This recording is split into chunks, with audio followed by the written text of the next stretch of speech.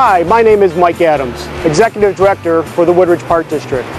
This past year, the Park District embarked in a comprehensive needs assessment process to determine residents' overall satisfaction levels of district services, parks, facilities, and programs, as well as to identify the community's unmet recreational needs. The primary goal of completing the needs assessment was to conduct a resident-driven process in a manner that maximized community input, buy-in, and trust for the objectivity, reliability, and validity of the process. Information from the needs assessment will allow the Park District to arrive at a consensus regarding action strategies based on identified community unmet needs and priorities. The process, along with many other assessment instruments, will guide the priorities for the district's 2010 to 2014 Strategic Recreation Programming and Capital Development Master Plan. In order to conduct an objective assessment process, the district consulted with an independent facilitator, Leisure Vision's ETC Institute, headed up by Mr. Ron Vine. Leisure Vision's vast experience with recreation providers around Illinois and the country provided valuable benchmarking statistics in which to compare our community's opinions and feedback of recreational services to other communities. The process began back in September with stakeholder interviews represented by community leaders, as well as public focus groups consisting of 50 residents representing by a wide range of demographics, community involvement, and recreational interests. The feedback received helped frame many of the questions on the Needs Assessment Survey. The Needs Assessment Survey was sent out to a randomly selected number of households in November.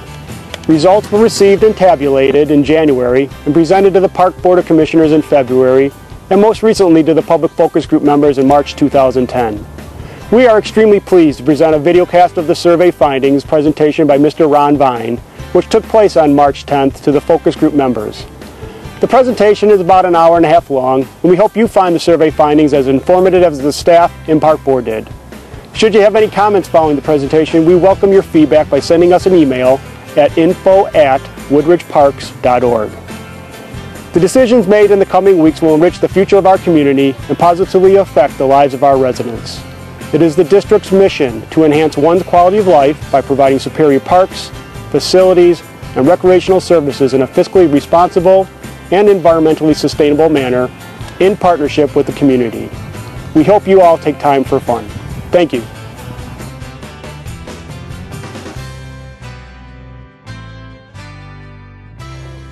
500 surveys. We actually completed a little bit more than that, 508, and the results have a 95% level of confidence with a margin of error plus or minus 4.4%. And that basically means that if you see a number up there, 30%, that if you go up 4.4% or if you go down 4.4%, that's where that number is in reality in your community.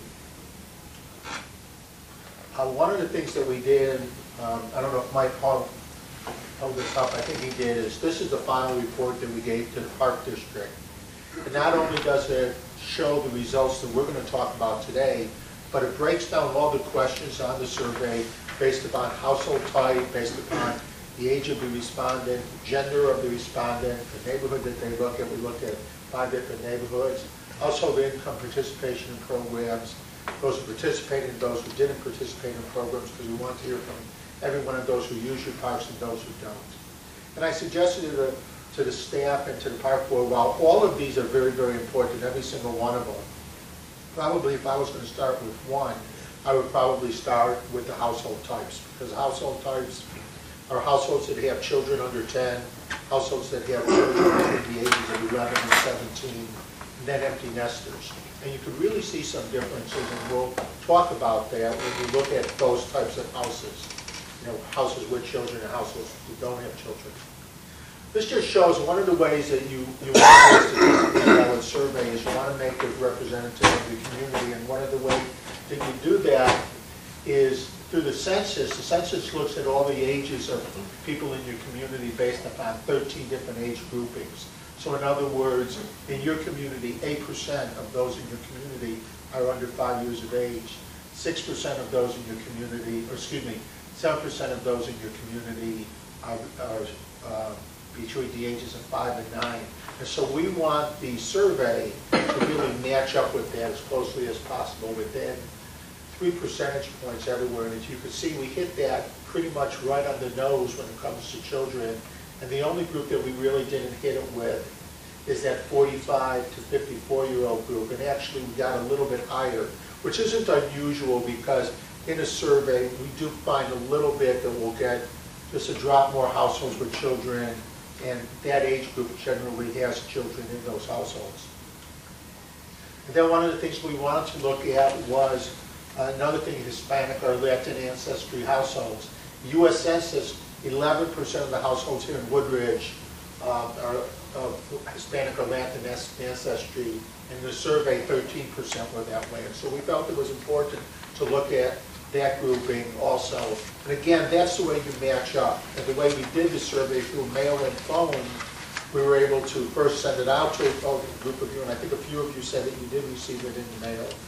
And then to match it up with the survey, let's say that in the mail we only got back 10% of households who Latino or Hispanic, then we would call up households to make sure that we got up to that 13%. And that's how we kind of matched things up.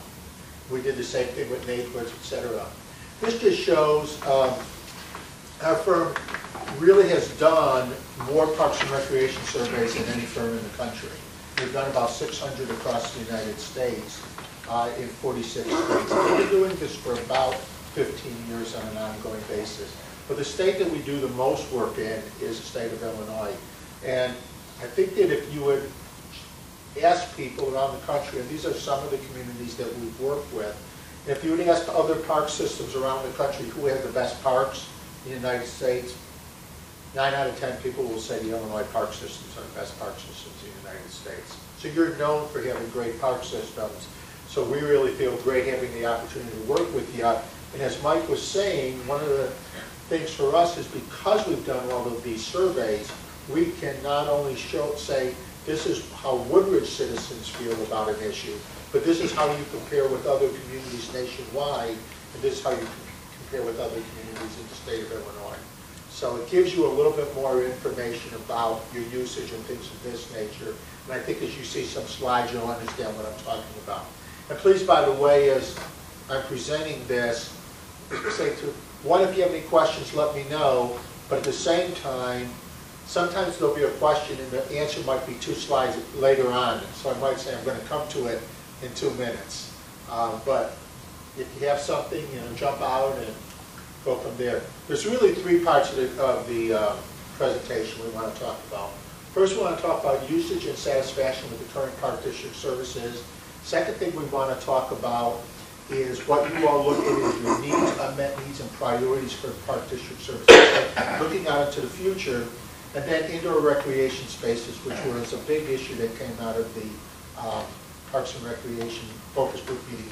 Now, how many of you said that you did get a survey in the mail?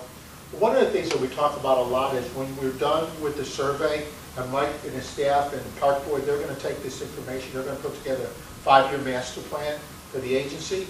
But really what you're doing when you're answering this survey is you're saying, how does a park district fit my household, and what's my household's vision for the park district? So if I could have a perfect park district for my household, this is what it would look like, right? That's how you answer it. And so when you get collectively those 500 households, you're saying that's the vision of the community of what the park district should look at for. And that's how that's fed into the park board and the staff. It really helps them to take a citizen-driven approach. So let's talk about your current system.